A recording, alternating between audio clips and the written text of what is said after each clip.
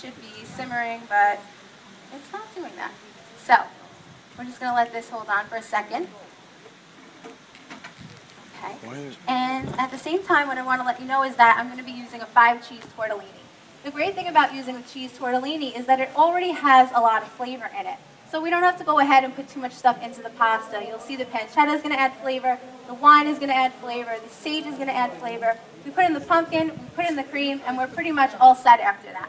So the good thing about the tortellini is that if you're not using pancetta, this could be a great vegetarian version. And another thing that works is that the sauce itself you can use, cook it down, make it nice and thick, and you could even serve it as pumpkin soup. So it's a pretty flexible recipe. There's a lot of things that you can do with it and a lot of different ways you can use it. You might want to think about carving out some pumpkins and putting it into there, like pumpkin soup. You might also want to just think about serving this with a roast chicken, and you have a very simple dinner done. Okay? So to this, I'm actually going to go ahead and add in my pumpkin, all right, which is here is just regular pumpkin puree. Okay? And you don't need too much of it because it's very thick. That's why I said if you went ahead and used pumpkin pie mix, ooh, we hope we got no leaves in this today. If you were using pumpkin pie mix, what would happen is that it would be really very, very sweet, and it would also become very watery, the sauce. So we really don't want to go ahead and do that. So let's just go ahead. We're going to just whisk in that pumpkin, and it's going to make a nice, thick sauce. If you actually want to go ahead and put in some chicken stock instead of the cream to keep it on the lighter side, you could go right ahead and do that. Okay, so to this, we're just going to add some salt and some pepper. Okay, because you really want to season that up. This pumpkin is raw, so if you're not putting a lot of flavor into it, it's not going to taste like much. I'm going to add in some pumpkin pie spice, and the good thing about using the pumpkin pie spice is that you probably already have it in your cabinet just for the one pumpkin pie that you make once a year. So it's a great way to make use out of that, okay? And because we have such a large crowd today, I'm going to actually add in some more pumpkin. Okay, so to this, I'm just going to go ahead and add in some cream. And it's pretty much, the sauce is just about done. Okay?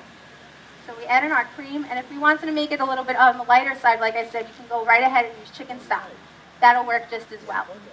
Okay?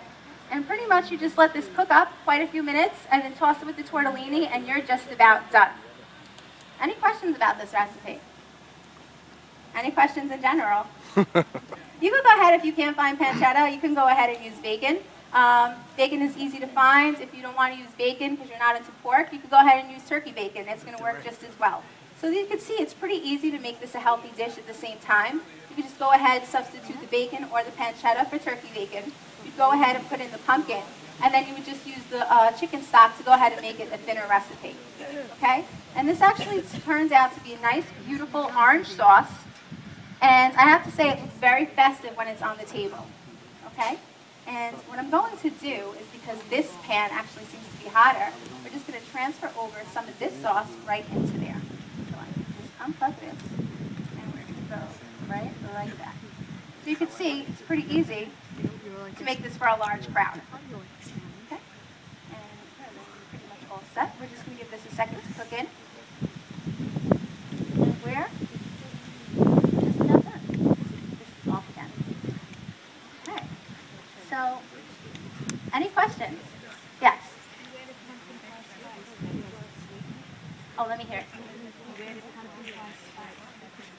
Okay, good question. Pumpkin pie spice actually is ginger, allspice, cinnamon, and nutmeg. So it does not have sugar in it. So basically it's just adding the spice without you having to go to the cabinet, buy nutmeg, buy ginger, buy all these extra spices that you don't need to. Another thing you want to realize is that when you're making this, you know, if you don't have pumpkin pie spice, you can go ahead and just put in a little bit of nutmeg. You don't need all the others. And you have to be very careful when you're using the pumpkin pie spice because it can be very spicy. There's allspice in there, and if you wind up putting too much of it, it's going to really give you a bite when you're finished. All right? Any other questions? Okay, we're just going to let this heat up a few minutes, and we'll be serving out some samples for you to taste. How I like to finish this recipe is with a little bit of Parmigiano Reggiano right over the top. It makes it nice and nutty, creamy, and adds a lot of flavor to the dish. Parmigiano Reggiano also happens to be a very low-fat cheese naturally, so it's also very flavorful and very tasty, but not very fattening. So it's a great way to add a lot of flavor to your dish without adding a lot of calories. So if you try to use Pecorino Romano instead, you're going to see that it's going to be very sharp, and it's not going to have that same smooth, nutty flavor that the Parmigiano Reggiano is going to give to it. It happens to be a little bit pricier than the Pecorino, but it really does make a difference when you're making your dishes. Okay. And we're pretty much all set. Just going to let that heat up 2 seconds, and we're good to go. All right, everyone, thank you for your time, and we'll be handing out samples, so Vittorio can get started. Yes? For the wine. Okay.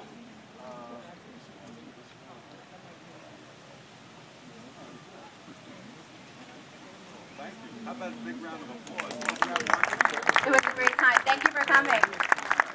Now, are you Italian? I'm Italian. What's special about Italian food that no one else has? Love. And where did you learn how to cook? Where did I learn how to cook? I learned to cook from my parents. That's the way it usually happens. Yes, yes. Passed down from generation to Yes. generation. Do you have any formal training or just So I have, family? yes, I graduated the French Culinary Institute back in 2000, so I loved cooking at home so much I decided to take it up as a profession. Wow. My next question is an obvious one, and that is, you cook an Italian food. Yes. You look great. How do you keep from eating it? Well, actually, some Italian food doesn't have to be so fattening. A lot of dishes are very healthy, very good for you, very nutritious. The olive oil, the tomatoes, the cheeses, the spices, the flavors, they're all very healthy. I didn't realize. I thought everyone thinks Italian food is fat. It's how much they eat of it. Italian food is fat. Right. You know what it is? You can't have 2 loaves of Italian bread before you sit down to eat. Exactly. That's the key. Exactly. Okay. Best part of being Italian for you has been what? Best part of being Italian for me has to be the food. It is the food. It's the food. Yeah. And the good looks. And if we traced you back, your family back to Italy, Yes. where would you take us? My grandmother's from Rome. From Rome Yes. itself, okay? Yes. And the Italian Harvest Festival today is on Harvard. What are you doing? I think it's a beautiful, wonderful event to showcase all the contributions Italians have made to society and to humanity. And thank you for the bridge. Yes. Thank you very much. Nice meeting you. Take care. Samples? My little friend's going to help me. Go straight out here. Go right.